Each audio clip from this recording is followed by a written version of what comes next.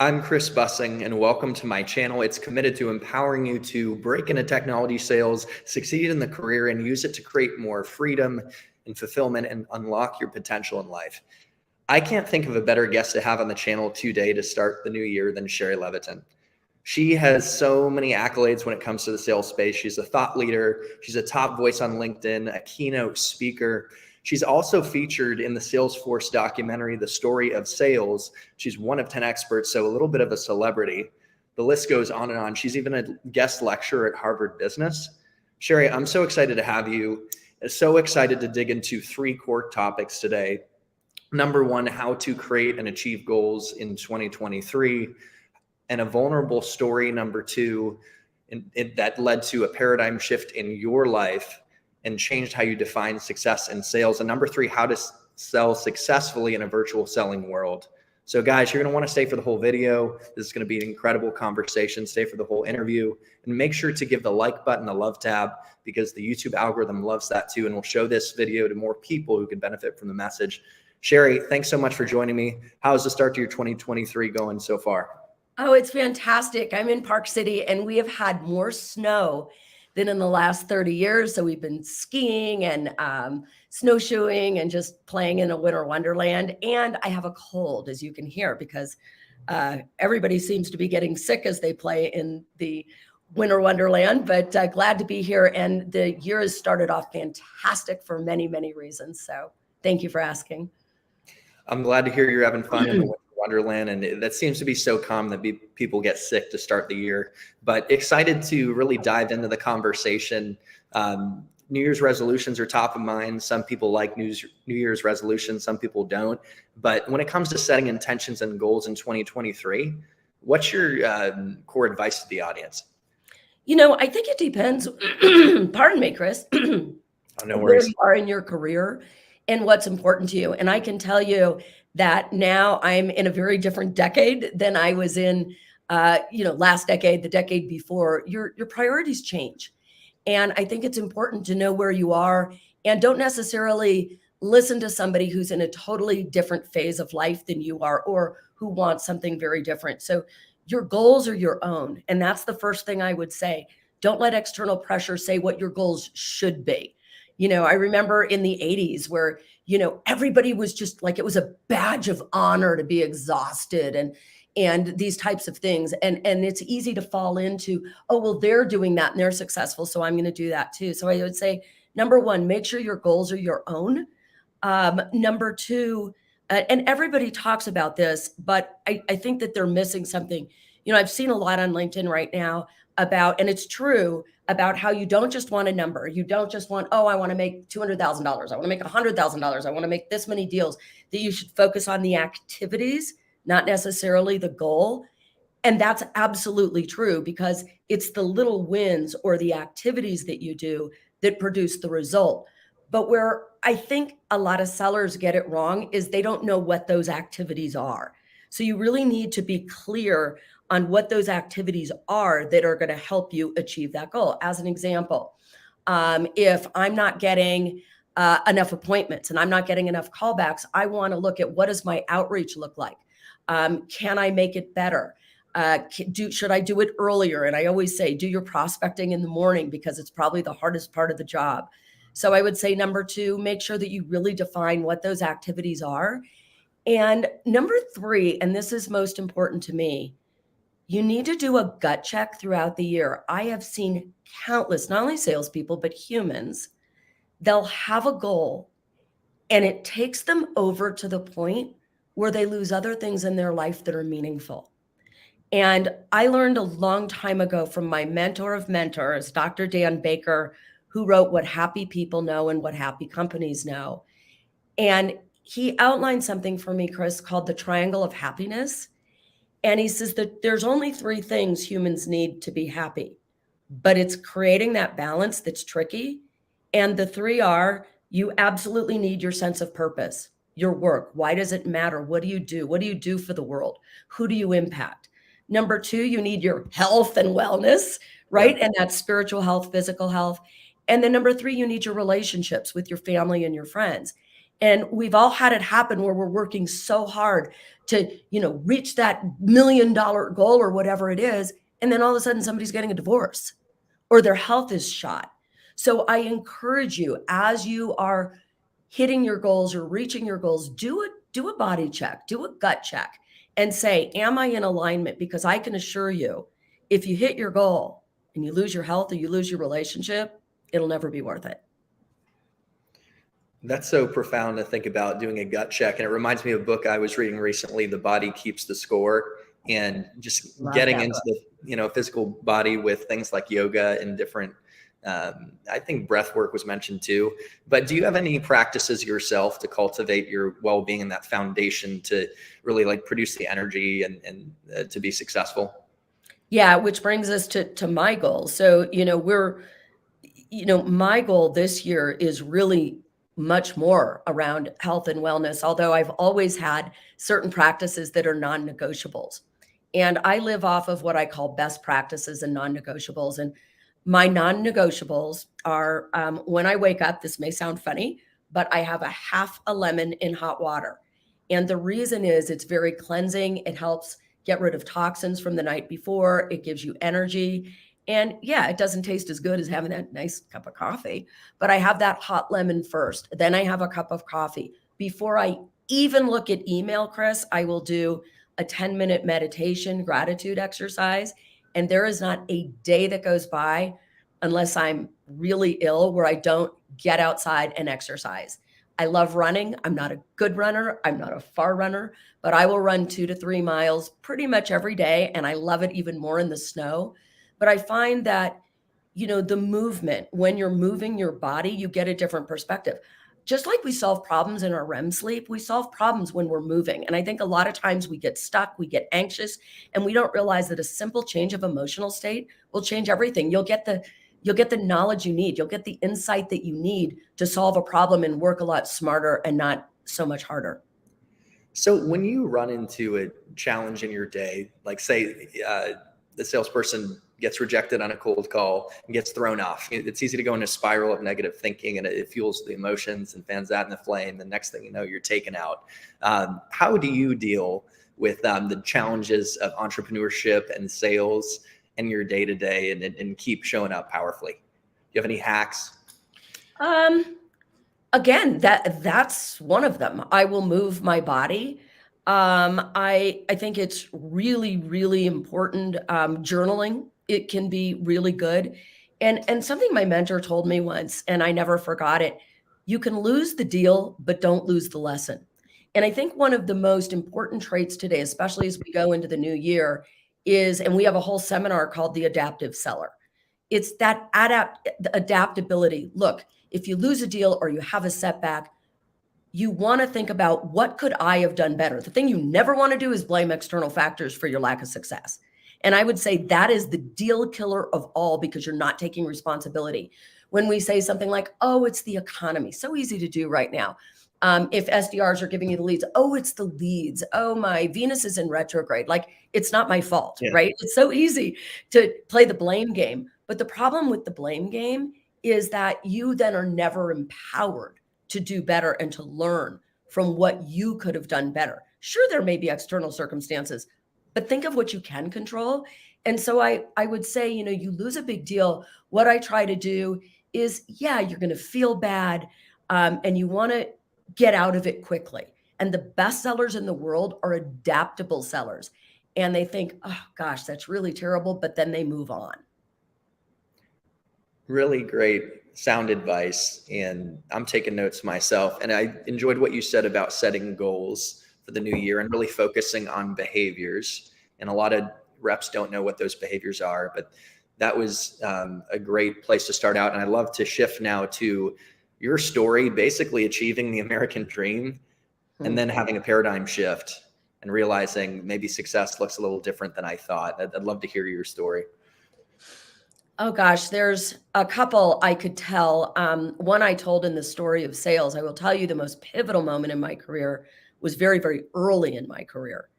And I was not a born salesperson. And I think you all should hear that. I think I worked harder than anybody else, but I wasn't better than anybody else. I was mediocre. I was run of the mill. And this was back in the beginning of my career. And I had a mentor who pulled me aside one night, brought me into his office and said, I need to talk to you. Now, I thought I was in trouble because I was in my 20s and I was a little rambunctious. And he looked me in the eye and he said, listen, I've been watching you and I've got to tell you, you have a rare talent. And if you keep it up and you keep studying and learning, I think you're going to be number one in our industry. And you have to understand, till that point, had never been number one in anything. You know, I did well in school. I wasn't the top in school. I was never the homecoming queen. I was never the most popular. Do you know what I mean? I was just mediocre. So when somebody told me I had all this talent, I was just blown away. So the next morning I got up earlier than usual and I started listening to tapes and reading sales books because, you know, I had all this talent that I needed to cultivate. And I worked harder than I had ever worked. I went on rides with the top salespeople. I asked for advice. And sure enough, at the end of that year, I became the top salesperson at that particular site. And I'll never forget it because my boss gave me this huge bouquet of flowers and it said, congratulations, you have a rare talent. And then Chris, at that moment, I decided that I wanted to be the top. I was at Marriott, in all of Marriott. And everybody said, no way, you'll never beat Bill Ford. He's the best. And my boss, my mentor said, she will, she's got a rare talent. Sure enough, at the end of that year, I broke every record Marriott ever had, became the top salesperson in the company. And in fact, I did so well that I got a promotion to make less money, work longer hours. They made me a manager. And again, my boss kept saying, you have a rare talent. Well, my rare talent did not extend to management. And I was a terrible manager. And I remember going into my boss's office to quit management, go back into sales. And he looks at me and he says, what took you so long? How come when you were a salesperson, you were vulnerable and you asked for help every single day? And I gave it to you. And now, since you've been a manager for 2 months, what, you think you're supposed to know it all? What happened? And then he said something that changed my life forever. He says, are you going to quit? Or do you want me to teach you the secret of being the world's best manager? And I said, no, I want to learn. And I'm like crying. And he says, I have a feeling you're going to have thousands of salespeople work for you throughout your career. He says, Shari, when you find one, even if they're not very good, pull them aside, look them in the eye, tell them they have a rare talent. Wow. And what I realized at that moment, Chris, was that my boss, Steve, had this amazing ability to look for the good in people, to look for the talent in people. And whether I really had it or not, I'll never know. But he was the first person who believed in me more than I believed in myself. And I think as sellers, the first sale you have to make is to yourself. You know, you got to know. You've got to look for what's right. Stop beating yourself up. My God, I listen to some of the things salespeople say to themselves. You would never say that to your child. You wouldn't talk that way to your dog. But you beat yourself up. Guys, when you lose a deal, what did you do right? What I want you to do this year is focus on what you're great at and what you did right and live there more than you live in that negative space. Because I will tell you, every human being on this planet, Gallup will tell you, is better at one thing than 10,000 others. You need to find what that is. And it may be building rapport. It may be asking courage questions. It may be that you're a great storyteller. It may be that you're vulnerable. But be yourself. Find the rare talent in yourself. And once you do that, now start looking for the rare talent in coworkers and start looking for the rare talent in your customers. And that's, of all things, the key to your success. That's something that I've never heard before, but it's so beautifully put. And there is a rare talent in all of us. And there is an amazing ability for us to speak belief into others too. But I love what you said about believing ourselves first and selling ourselves. And how do you recommend people discover their rare talent? I'm assuming it's through experience. You might get feedback from people. You do something like Gallup, but do you have any guidelines for people to try and navigate that journey? Yeah. To be a little crude, what makes you forget to pee and poop and eat? Like, seriously, like I think about, like, when I wake up in the morning, I'm an early person at 5 a.m. What do I love to do in all of the things a salesperson does? And ladies and gentlemen, I'm a salesperson. I love it when people say, oh, you haven't sold in years. Really? I'm an entrepreneur. I sell courses. I sell, like, you know, I sell. And so I have to look at all Hmm. the things that go with selling, prospecting, putting it into the CRM. Sure, I have a team now, but I've got to do everything I ask my team to do. I have to be that role model. I love to present. I love to create content. So what is it that I love to do more than anything else? And ask that of yourself. What do you love to do? I have a salesperson who works for me. She loves cold calling. I mean, that's like my least favorite thing. She loves it. That's something. That's what she loves to do. I've got another salesperson who loves the relationship and consulting with clients. So you've got to, what is it that if you could do any part of your job, not go skiing or lay on the beach, it's your job that you love to do more than anything else. And that's what you're great at. And you want to make sure that you're in a role and that you're in a position where you're doing what you're best at most of the time. Hey, sellers, 20% of the time, you're going to do things you hate. It's probably taking notes, putting it in the CRM, doing Yeah. your research on the client, all these things that you have to do. But what is it that makes you forget to pee, poop, and eat? And that's what you need to do more of. Man. It's funny. One thing I like is writing an email. And I realize I've been in tech sales for 9 years, not a crazy amount of time, but nothing to sneeze at either. And I've spent 9 years getting really good at writing emails, and I love it. I see it as an art form.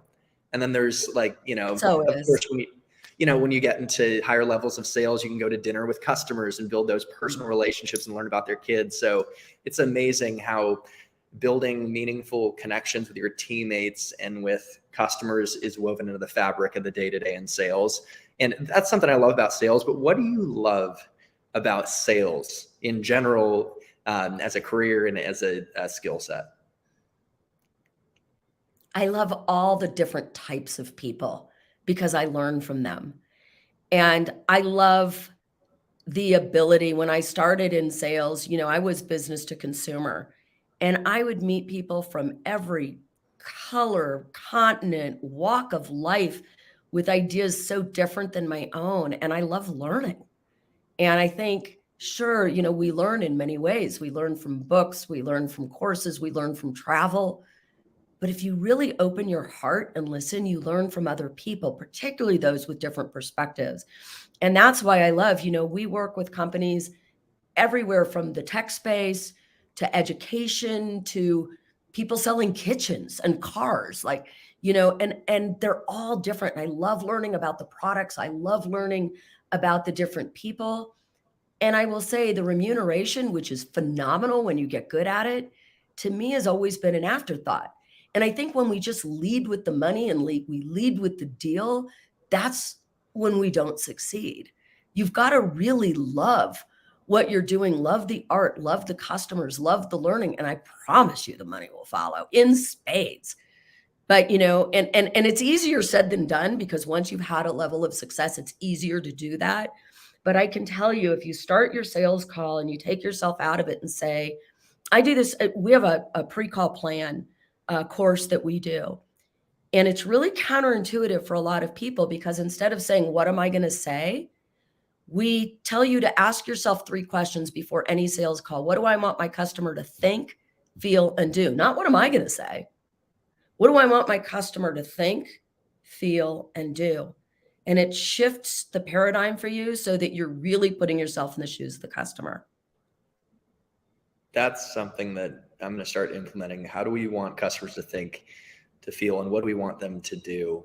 Because yeah, if we generate a great experience for the customer and they feel like, oh, Shari's awesome, she's the type of person I want to work with, and Shari can help, and they just have a great experience, that's going to drive things forward. So you've got so many great paradigm shifts you've already hit on in this conversation. So this is fun. And I wanted to ask you, what does it look like to sell with heart? I think you're kind of hitting on it, but I know, don't you even have a book on selling with heart? And that's a core theme of yours. I do. I would love to, I'm going to link it in the description.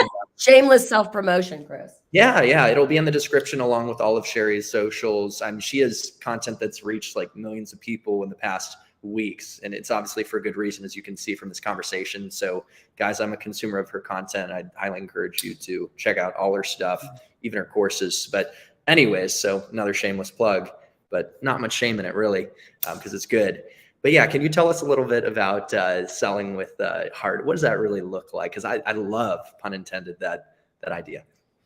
Well, it all goes back to, I love the Brene Brown quote that what you do matters, but who you are matters more.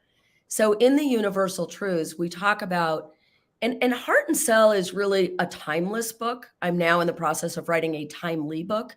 And as sellers, you need both. You need timeless principles and you need timely principles. Timely principles like selling with video, like omni-channel selling, who's the new post-COVID consumer, according to Gartner studies, all of these. But at a basic level, selling with heart, what we talk about is here's the 5 universal truths of sales that'll be applicable no matter what technology there is, no matter what happens. They will be true forever because they're based on human psychology and how the brain works. And then the other half are who you need to be. And those are things like you need to have a growth mindset. You need to have positivity, like the story I just told you. We need to look for the good in people and situations. So selling with heart really means cultivating both your soft skills and your hard skills. It also means really, we throw around the word trusted advisor a whole lot, right? We need to be a trusted advisor. And there's only 2 things you need to be a trusted advisor: trust and advice. I find that very often salespeople are big on advice and low on trust.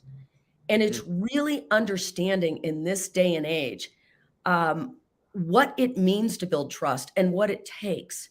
I will tell you, according to Sherry Turkle, who's a great author, first-generation smartphone users have lost their empathy by 40%.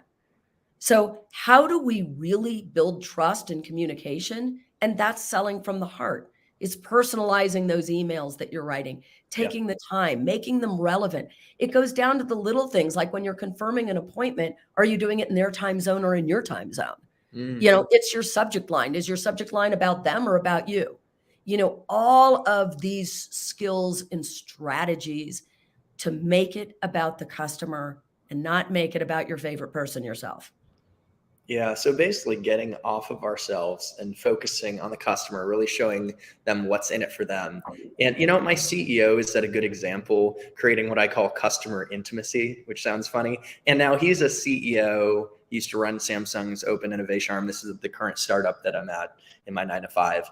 And we won a big deal with Caesar's Palace, and he really did it. And a big 800-pound gorilla in the market, a competitor of ours, tried to take the customer away. And the customer ended up vowing to never leave us for anyone. And it said that to the CEO, our CEO. And that was partly because he had them over for dinner and cooked dinner for them. I'm not saying say SDRs out there aren't going to be going to their customers. I go to cooking school now. yeah.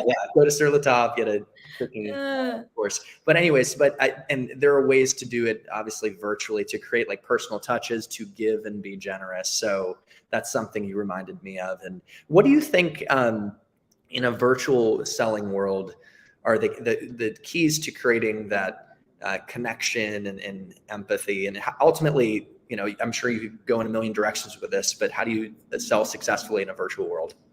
Yeah, there's 3 major shifts that happen in a virtual world. And by the way, I do have a free course on LinkedIn Learning, about virtual selling. So make sure to check that out because it's free as long as you have a premium membership with LinkedIn.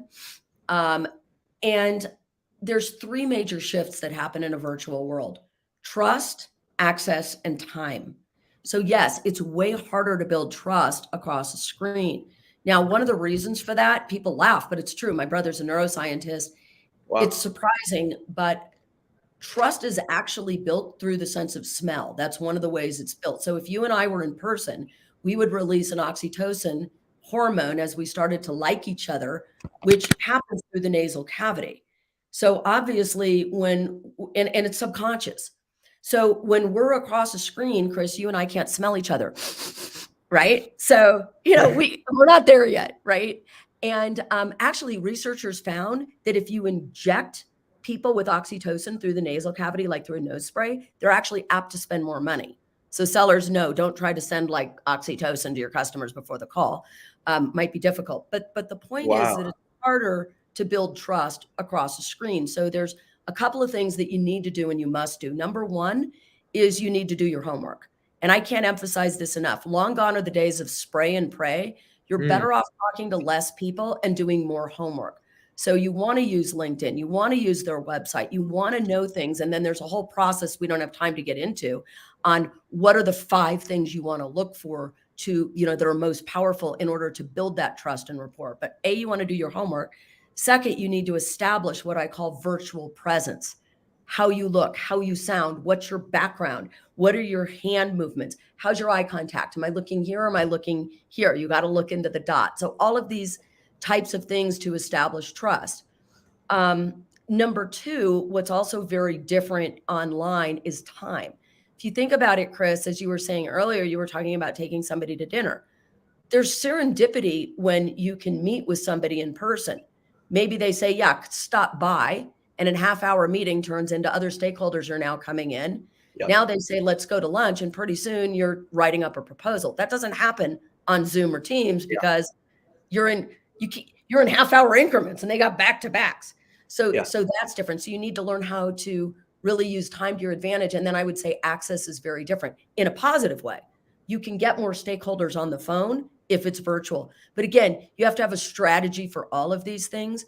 But those are the 3 big differences virtually. And a lot of the companies that we're working with, where we're working with their teams on pivoting to a hybrid world because it's here to stay, it's really understanding when you need to be face-to-face versus what parts of your sales process can be done in sort of an omni-channel way.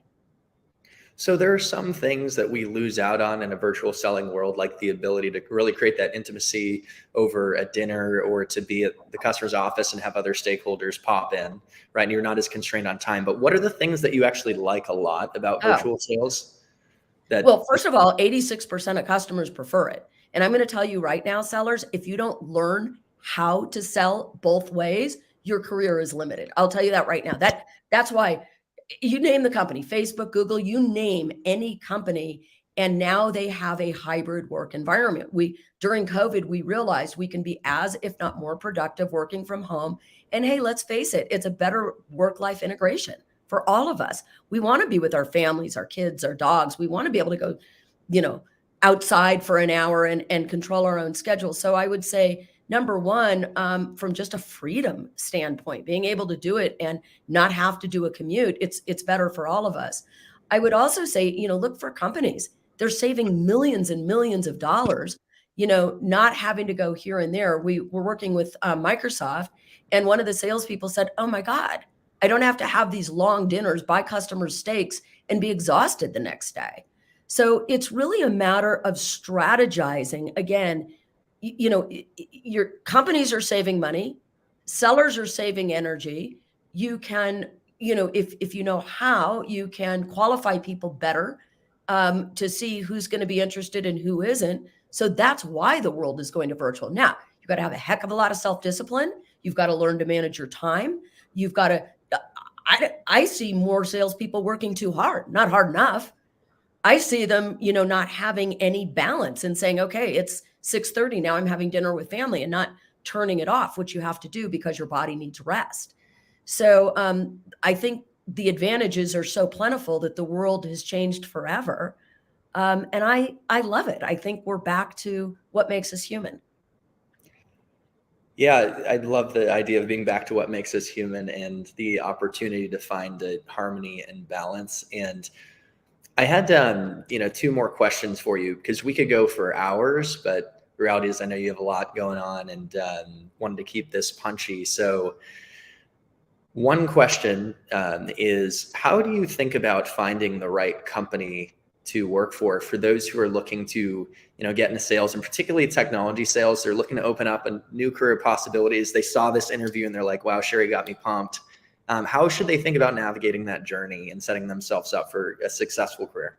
Well, I mean, obviously the product has to speak to you at a gut level. You've got to really believe in what the product can do, not just what you can sell for your customer and your customer's customer. So you've got to full on believe in it. I would say, secondly, again, It's figuring out what your priorities are. Do you want a chance for growth? Do you want a chance to get into management? Do you want to be with a company with a great culture? Get really clear on what you want first. It's no different than a company setting its values. We have really clearly defined what our values are.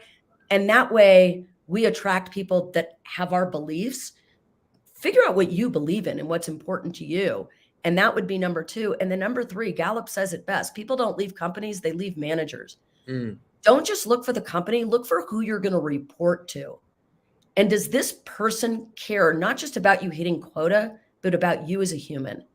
And you want to go with somebody that's going to really grow you in every way and care about you personally and have your best interests at heart, who can find the rare talent in you. And once you do that, and you've got somebody that's going to, the manager, not the company, who's going to help you get to where you want to go, that's the company that you want to apply for and that you want to be with. And let me tell you, when you're interviewing, make sure you have 5 to 7 questions too. You have a rare talent. You're interviewing them as much as they're interviewing you. Yeah, that's a great point on the questions too. It sounds like you're saying to qualify the company and the opportunity for yourself. Absolutely. And also, do you think questions show your competence and acumen sometimes even more than what you say? Yeah, I always say, look, stating the question correctly and that's how I sell. I don't sell, I ask questions. I love that. And so your manager, was at Marriott? Yeah. Right. Saw that special talent in you. And so that, I mean, you said your manager is so critical, and clearly your manager helped play a part in your meteoric rise at Marriott. It's just incredible. You became number 1. But what were some other factors that made the biggest difference for you in that meteoric rise? I worked really hard, and I still do. I still listen to podcasts every day. I still read every day. I am a master of the craft. You can never stop learning. Being vulnerable and asking for help is huge. I remember when I first started branching off into tech and into other industries, having to be vulnerable and asking for help. And I would say, it's really simple. You just got to do the work. Jerry Seinfeld was the highest paid comedian of all time. In his prime, he was making $265 million a year. Wow. And Jerry Seinfeld, you would think, well, he just has a script and he does it. No, he sat down every day for hours and hours.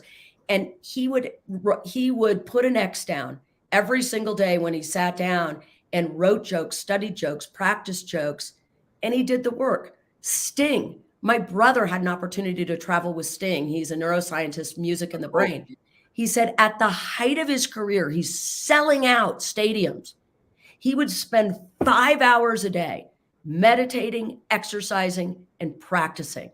Sellers, it comes down to this. You got to do the work. Practice your stories, practice your research, be vulnerable, and do the work. There's no such thing as a born salesperson. Wow, that is so inspiring. And we all have the capacity to become a great salesperson through the work. And by the way, have you read the book War of Art by Stephen Pressfield by any chance? Yeah, I quoted in my book, chapter 10. I was going to say, because that just what you're describing sounds exactly like the book. Keep showing up. And there's that resistance, that force that keeps us from sitting down to write the pages or making the calls, but it can be overcome through action. So I wanted to— And the greater the resistance, the greater the reward. Because true happiness comes through struggle. Think about anything you've achieved in your life. It wasn't handed to you. You worked for it. There was struggle. We love movies. We love stories where there's struggle and the hero succeeds. Be the hero of your own story. Shari, that's such good advice, because I've been talking to some folks out there who are trying to get into tech sales, and it's been a tough journey. They've been trying for a long time, and some people are discouraged. But what you're saying is that challenge builds character, and when you do succeed, it will be even more glorious because you went through the challenges. Absolutely.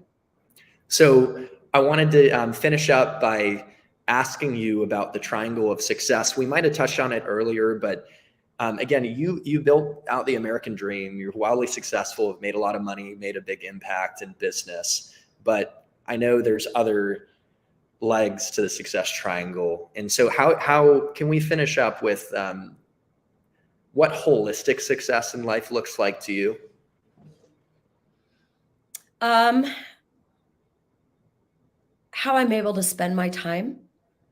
You know, in Bhutan, there was a famous TED talk about it, but in Bhutan, they don't measure gross national product as a key to success. They actually track gross national happiness. And Wow. when Americans or Western countries looked at it, they said, well, that doesn't make sense. How do you track gross national happiness?